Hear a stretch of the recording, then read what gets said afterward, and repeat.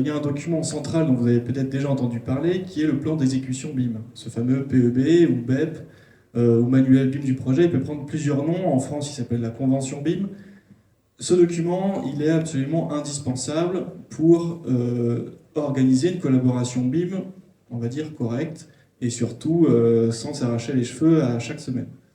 Là-dedans, on va retrouver des objectifs BIM communs au projet qui vont être demandés soit par la maîtrise d'ouvrage, soit par les différents concepteurs, des cas d'usage BIM spécifiques. Alors après, on peut rentrer dans le détail avec des planifications par phase, par priorité, etc. Je ne rentre pas là-dessus aujourd'hui. Des rôles pour savoir qui fait quoi, qui a la responsabilité de quelles informations, de quelle géométrie, de quel échange, voire même de quel contrôle qualité. On va retrouver les processus d'échange, on va retrouver bon, voilà, ces fameux contrôles qualité. Est-ce que c'est le BIM modeler qui va contrôler? Est-ce que c'est le coordinateur global BIM, etc. Tout ça va figurer dans le plan d'exécution BIM. Il y a une autre règle qui est intéressante, c'est règle de modélisation, alors là, commune à tout groupement de concepteurs ou d'artisans d'entreprises qui vont réaliser le projet. Infrastructure numérique, là on touche la partie, on va dire, technique, techno, quel environnement commun de données on met en place, quels sont les échanges de collaboration, quel serveur BCF.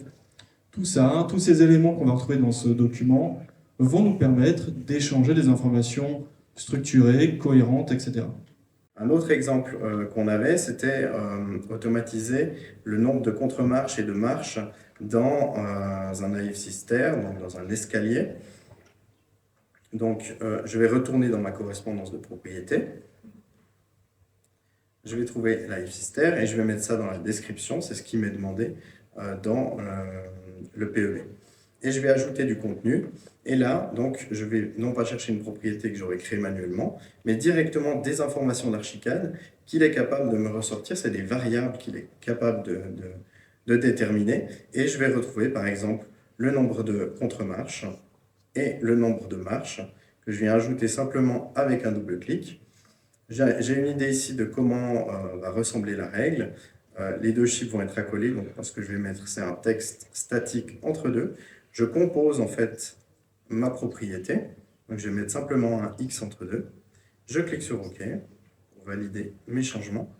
Et en mettant à jour ma hiérarchie, je vais trouver donc un AF-Sister dans ma hiérarchie et je vais aller vérifier. On voit bien dans la description maintenant, il y a un petit lien et je vois donc 18 fois 17. Et là, je n'ai pas eu besoin d'aller le vérifier, j'ai pas besoin d'aller vérifier. Je sais que cette valeur-là ressort directement de l'escalier et bien entendu, elle est dynamique. Si j'en trouve un autre ici, voilà, celui-là, il a 16 marches et 16 contre-marches. Donc vous voyez à quel point on peut pousser cette automatisation et on peut aller gagner du temps ensuite et gagner aussi de la qualité de l'information. Parce que si j'allais entrer à la main les valeurs de marche et de contre-marche, évidemment que je perdrais un temps précieux